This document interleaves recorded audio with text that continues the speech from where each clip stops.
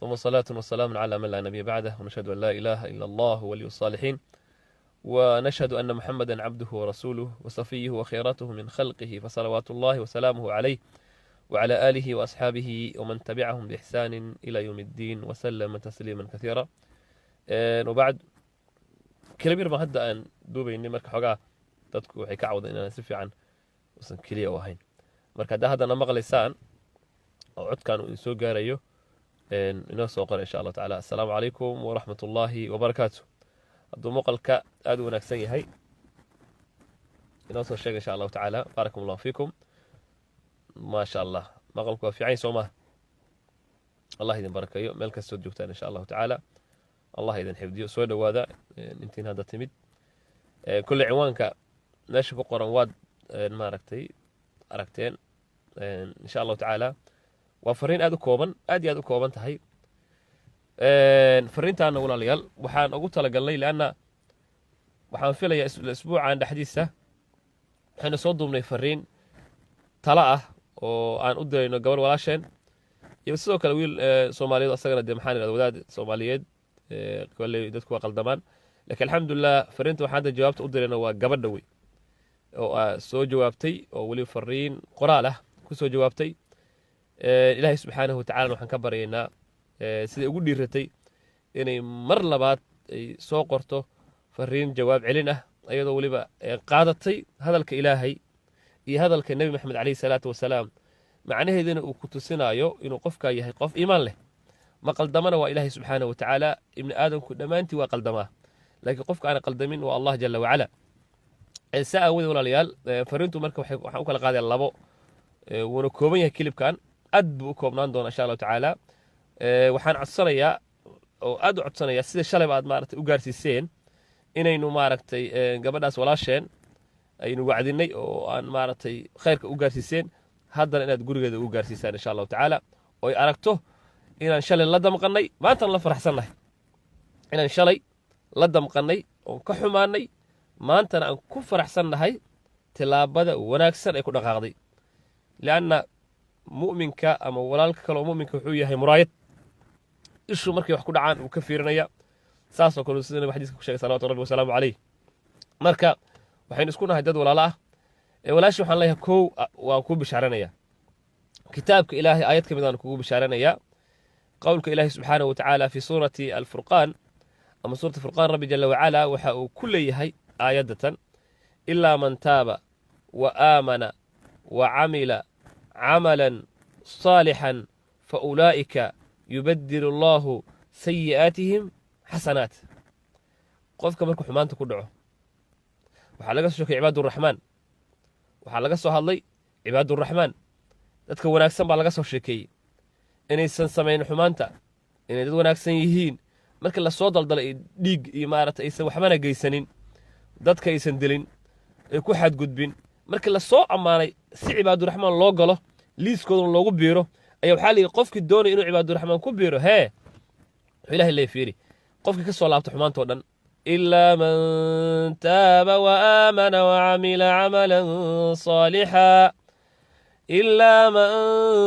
تاب وآمن وعمل عملا صالحا فأولئك يبدل الله سيئاتهم حسنات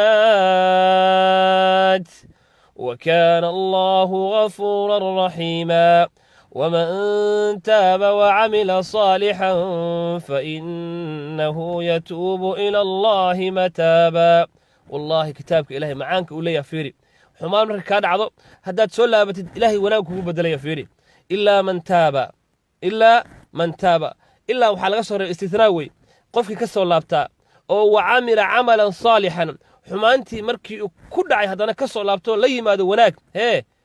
محوسمي فأولئك يبدل الله سيئاتهم حسنات. كوا إلهي سبحانه وتعالى حمانتودي وحو بدله وناك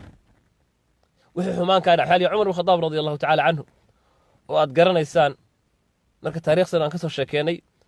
wanaaga uu qabay ilaa law salaka tariiqan la salaka shaytaanu fajjan aakhar. umar haduu wada maro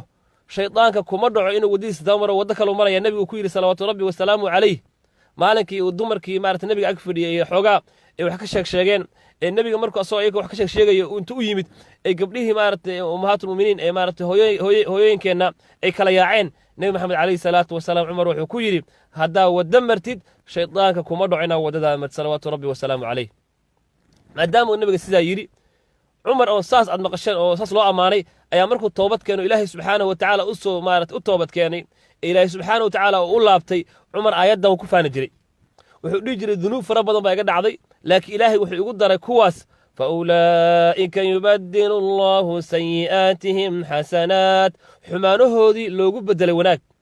xumaantay galeen baa waxaa loogu beddelay wanaag ilaahay subxaanahu watacaala waxaan ka codsanayaa biismihi alacdam idaa duciya ajaab in gabadha walaasheen iyo amtaasheeda iyo inta la midka ah ee intay xumaan ka dhacday soo laabtay ilaahay subxaanahu watacaala xusay ee gartay ee maanta soo sheegay ee yidhi waan ka laabannay oo beri baan ka nahay wixii aan galnay xumaantii waan ka noqonnay ummaddan u soo mahadnaqday wuxuu fideogan igu dhaliyey inaan u mahad celiyo waxaa idinka codsanaya walaalayaalow si gabadhu naftirkeeda u gaaraan annaku shalay markaan wacdinaynay een waaninaynay ee naga go'nayd inaan wax u sheegno hadafkanagu ma ahayn xumaan ayd u qabnay bal waan la damqanaynay oo naar baan kaga cabsanayn laakiin mar hadday maanta ka toobad keentay oo qofka xumaanta ka soo noqday maxaa loo baahan yahay inaynu dhiiri gelinno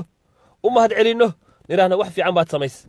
khayr allaha ku siiyo waa dadaashay ummaddii wanaag baad u soo gudbisay meesha aad shala taagnayd waa ka soo laabatay maadaama meesha ay shala taagnayd ay ka soo noqotay waxaa idinka codsanaya insha allahu tacala saa shalayba khayrka ula cararteen oo uu u gaaray maanta 300 uu ku socdo 300 kun oo Soomaaliyeed inay kilibka yarka daawadaan uu ku socdo waxaan idin leenahay insha allahu tacala waxaad samaysaan haddana sheergareeya gabadhu ha gaaro oo gurigeeda ha ugu tago ha ku faraxdo ha dareento dadka walaalaheeda ha shala la damqaday maantana inay u mahad celinayaan ay leeyihiin waa dadaashay wax fiican baad samaysay khayr baad samaysay walaashay dib ha u laaban hore u soco waxaa weliba hadaladeeda ka mid ahaa isla habeenkiiba qoraalka waa la ii soo diray Soomaalidu dad khayr jecel wey isla habeenkiiba waxay soo gaartay fariintii ay gabadhu soo qortay laakiin aniga markii ma degdegin waxaan sugayay bal inaan ka dhulsugo gabadhii waxaan u diray message dheer fariin baan u diray isweydaarsano oon leeyahay walaalay maarata aad baad maasan tahay laakiin dadka Soomaaliyeed waa dad khayr jecel ilaahay subxaanahu watacaala khayr ha siiyo waxay iga codsadeen inaan kilib soo duubo arrintan codsi walaalaha Soomaaliyeed oo ilaahay khayr ha siiyo sheekho shala maraad ka hadashay maantana bal gabadhii umahad celi waa ka qaatay waan arrin fiican waa lagu dhiirigeliyey annaga waan ku faraxsanahay inaan gabadhaas laakiin waxaan gabadhaas gaarsiin karo saa shalay u gaarsiiseen fariinta canaanta ahayd shalay saad u gaarsiiseen fariinta canaanta ahayd maanta waxaa aniga idinka codsan inaad gabadha gaarsiisaan oo qof walba uu sheergareeyo oo qof walba uu gabadhaas ay maanta daawato isla kilib kale oo tusaayo raggii shalay qaylinayay ee ka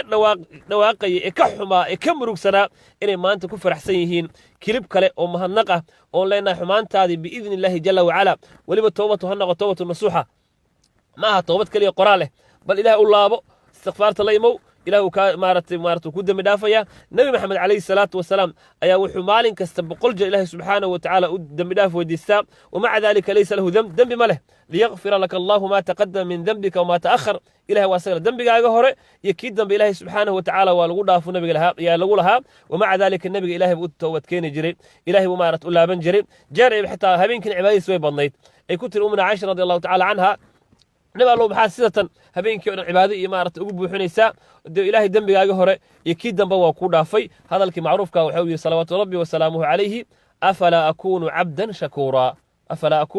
cabdan shakuura miyaanan ahaanaynin addoon rabbi subxaanahu watacaala kaga mahadiyo xumaa maaragtay inuu subxaanahu watacaala garto marka ilahina asaga ku lahaa waxaad noqotaa maaragtay kuwa ilaahay subxaanahu watacaala ku shukriya bal illaaha facbud وكن من الشاكرين في سورة زمر مركب بل إلهي نعابد شاكرين تركب من نقو إلهي إنتكم هذه السنة ويرهم ولا ليالون إلهي وأسجلها وقليل من عبادي الشكور إنت إلهي سبحانه وتعالى كم هذه السنة ويرهم إلهي منكم هذننا إلهي عرب كنا جوا ذيك صدي إنه خير كفافه إلهي عرب كنا جوا ذيك صدي إنه حمانته كبر برته إلهي عرب كنا جوا ذيك صدي خيرك إلها سام هذا سكال لا حول ولا قوة إلا بالله أود يا حالد ملهن وحنا نجرب استاغي ونعاوي ومدى الصوماليات وياكنا كيلبكي هوري sheergareeyay meel badan gaarsiiyay website Soomaaliyeed waliba aad baan ugu mahad celinaya dadkii kilibka hore qaaday wallahi shaqo fiican waad qabateen aad baad u mahadsantihiin ummadda soomaaliyeed aad iyo aad baan wallahi idinkugu mahadinayaa jazaakum allahu khayra aljazaa allah idin barakeeyo gabadhaas wuu gaaray farriintii hore wayna markiiba way aragtay ayadoo gurigeeda joogto ama meesha goob walbay joogtaba farriintu way gaartay maantana waxaan codsanayaa inay farriintan gaarto ayadoo maaragtay meeshay joogtaba ay haddana daawato dadkii shalay la damqanayay ee qaylinayay inay maantana diyaar u yihiin la faraxsan yihiin gabadhii oo ka toobad keentay xumaantii marka ay ku jirtay ilaahayna subxaanahu watacaala u soo laabatay walaasheeyey ma qaldama waa allah cidda aanan qaldamin waa ilaahay subxaanahu watacaala anigu dembi baan leeyahay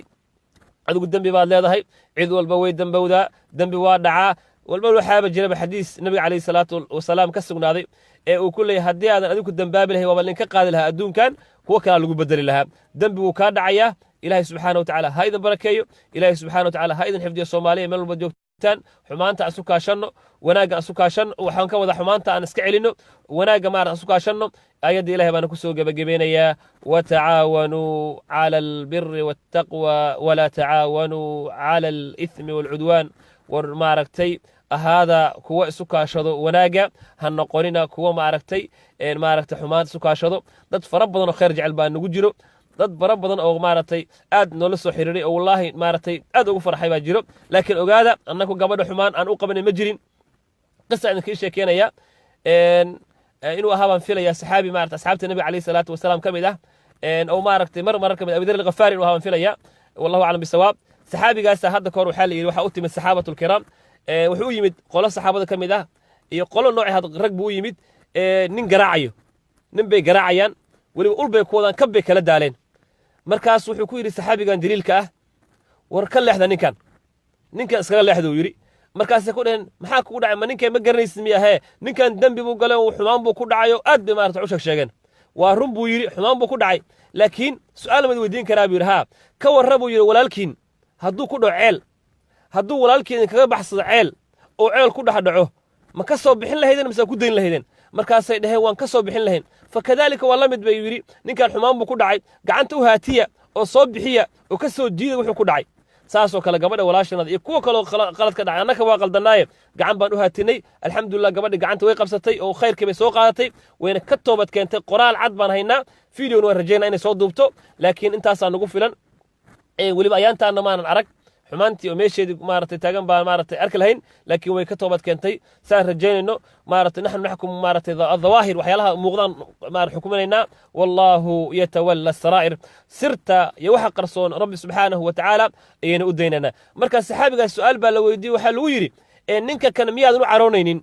ninkan xumaanta ku dhacay miyaadan u caroonaynin markaasuu yidhi u caroon maayo dembiga uu galay baan u caroonayaa amaa shakhsiyaddiisa waxbaan u caroon maayo qofku wuu qaldami karaa walaalayaal nebigan calayhi salaatu wasalaam asaga lahaa walaalkiin xumaanta ha ugu maaragtay kaalmayna shaydaanka qofka markuu qaldamo in loo caqli celiyo la waaniyo farrintan maanta waxay ka dhigan tahay inaan tusno gabadhaas walaasheen inaan xumaantii ay ku jirtay aan ka korboonnay shalay laakiin maanta aan ku faraxsanahay inay ka soo laabatay ilaahay subxaanahu watacaala ha siiyo istiqaamaha ku siiyo istiqaamadu qofka markuu helo waxa uu sugnaanayaa istiqaama maxaa la yidhahdaa waa sugnaan wey luzuumu qofkoo laazimo daacada ilaahay subxaanahu watacaala kuwa sugnaaday ee rabbi subxaanahu watacaala uu sugay oo khayrka ku sugnaaday maxaa ilahay u ballanqaaday ilaahay subxaanahu watacaala fi suurati fusilad wuxuu leeyahay ina aladiina qaaluu rabbuna allahu ثم استقاموا تتنزل عليهم الملائكة ألا تخافوا ولا تحزنوا وأبشروا بالجنة التي كنتم توعدون نحن أولياؤكم في الحياة الدنيا وفي الآخرة ولكم فيها ما تشتهي أنفسكم ولكم فيها ما تدعون نزلا من غفور رحيم إلهي سبحانه وتعالى في سورة فصلت وحا كل يهي سبحان الله العظيم كوا الفيرية سقناضو oo markuu dembi ka dhacay intii dembi ka baxaan ilaahay subxaanahu watacaala ku sugnaado ee khayr ku sugnaado hee maxaa dhacayo tatanazzalu calayhim almalaa'ika malaa'igta ilaahay subxaanahu watacaala markay nafta ka baxayso malaa'ikatu raxma u imaanayso malaa'ikatu raxma ayaa u imaanayso waxay ku leedahay allaa takhaafuu war ha cabsanina oo ha murgoonina ألا تخافوا ولا تحزنوا همرجن هنا عبسن وح ونكسب كهريو حمانتي أشل الله صبرتي واتكتوبتي إلهي باتكو حرنتي هبقن وهمرجون وهولولن أي إليهن هولولن وهبقن وإلهي سبحانه وتعالى كحرنو وإلهي سبحانه وتعالى كو جعليا كم النقو مركز سمارة ولي مارة لسود وينيا ألا تخافوا ولا تحزنوا وأبشروا بالجنة التي كنتم توعدون نحن أولياؤكم في الحياة الدنيا وفي الآخرة أنك أهولي إن الدنيا آخرة برب سبحانه وتعالى ليهي الله يدين بركة ولا ليالو كلمك إنان ديرين مربو muhiimkay waxa weeyaan gabadhaas u mahad celiyo oo niraahno farintaadi waan helay waana ku jawaabnay adoo annagoo faraxsan sii sheer gareeya assalaamu calaykum waraxmatullaahi wabarakaatu allah idin barakeeyo meel kasta joogtaan baarakum allahu fiikum